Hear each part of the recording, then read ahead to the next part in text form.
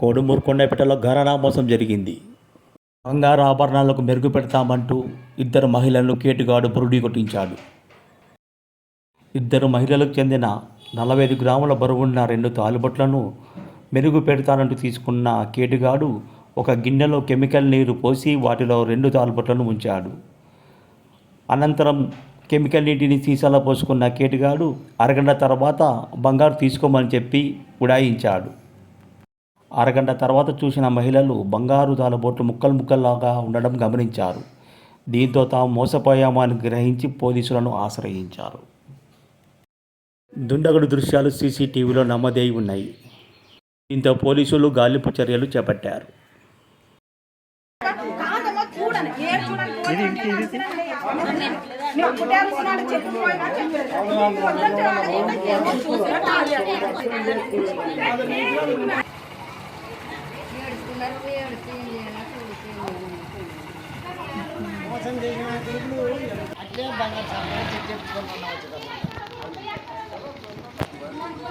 ఇప్పుడు అక్కడ ఎంత ఉండేది నీకు తెలుసు కదా. ఫస్ట్ లా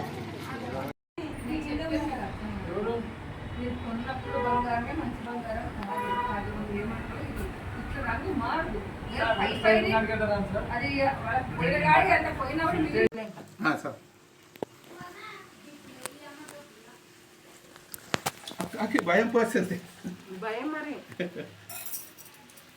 నలిపోయింది కదా, నలిపోయింది వేస్తే కంగారు పడి అన్నా. ఇంకా వాసన రాదు, మూతేసేసి బ్రో. అది ఓపెన్ చేయండి, ఏం కాదు. నీ లైక్ అండి, ఓకేనా?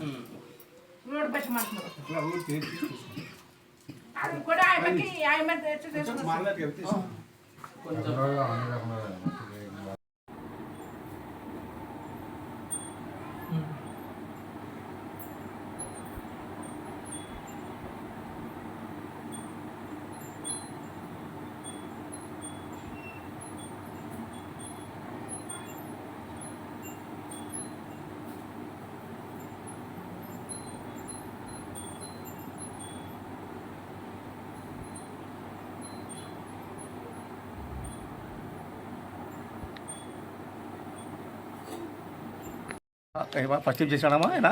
లిక్విడ్ ఇచ్చేయాలి కలర్స్ అని. ఏమని చెప్పండి మీకు? మాకే గోల్డ్కి ఇది అంటించుకునేదాన్ని. వద్దులేప్ప అంటే మీ లేదు, ఊరికి అంటించుకోండి, గోల్డ్కి ఏం కాదని.